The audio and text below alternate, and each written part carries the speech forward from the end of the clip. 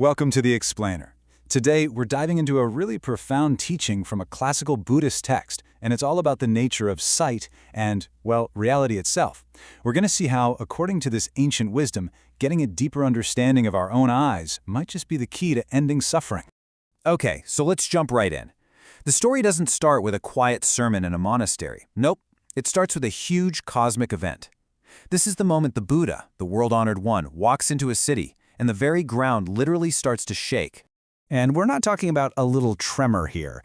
The text describes this absolutely extraordinary scene where it feels like the entire universe just wakes up and responds to him being there. You just know something incredibly important is about to go down. I mean, just look at the sheer scale of this. It's not just people taking notice. The text says the mountains themselves bowed. You have gods in the highest heaven celebrating, even beings that are usually all about conflict, like Azarus and the forces of Mara. They were subdued and actually celebrated this moment. So, as all these countless beings gather, totally drawn in by this incredible spectacle, a teaching is delivered.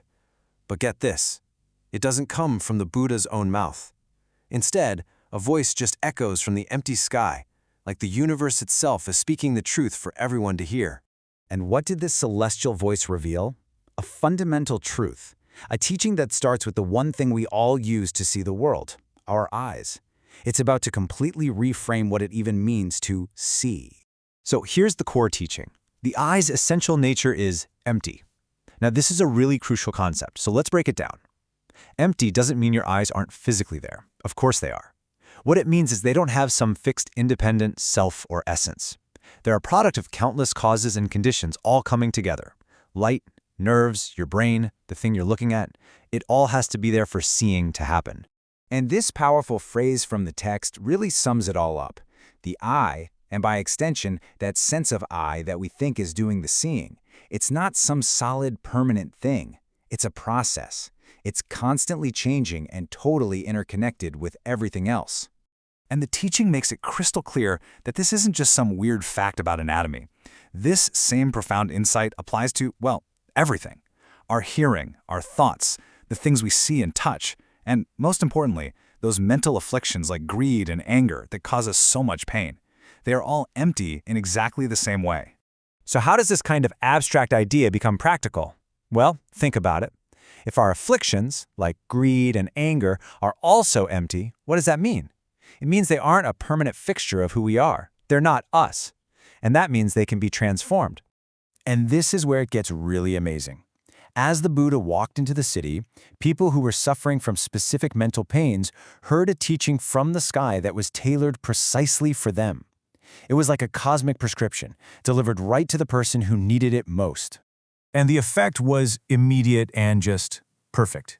For those who were burning with greed, the sky delivered the teaching on impurity, and bam, their greed was extinguished. For those consumed by anger, they heard the Dharma of compassion, and poof, their anger vanished. It's like a cosmic pharmacy dispensing the exact right medicine for the mind. The impact was total. We're not talking about just suppressing the suffering or dialing it down a bit.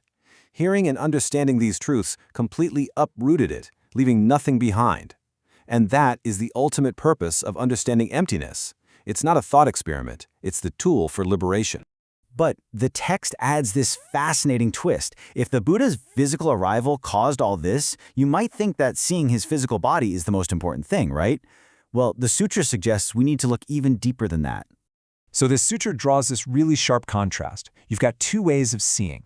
One way is based on physical appearance, on form, and that way leads to attachment and making distinctions. But the other way is to see without form, to see the truth of emptiness that the Buddha embodies. And that leads to a wisdom that doesn't judge or discriminate. And the text does not mince words here. It says that attachment to the physical form, even the magnificent form of the Buddha, will ultimately lead to suffering. Why? It's simple. Because all forms are impermanent. They arise, they change, and they pass away. To cling to them is to set yourself up for sorrow, guaranteed. So that raises the big question, doesn't it? If looking at his physical body isn't the ultimate way, what is? What's the path to truly perceiving the enlightened one? How do we see what really, truly matters? And the answer brings us right back to where we started. To truly see the Buddha is to see reality as the Buddha does. It's to directly realize that empty, interdependent nature of everything, starting with your own perception, with your own eye. When you see emptiness, you see the Buddha. Okay, so let's wrap this all up. What is the journey this ancient text is mapping out for us today? How do we get from this philosophical idea about our eye to a genuinely transformed pure mind?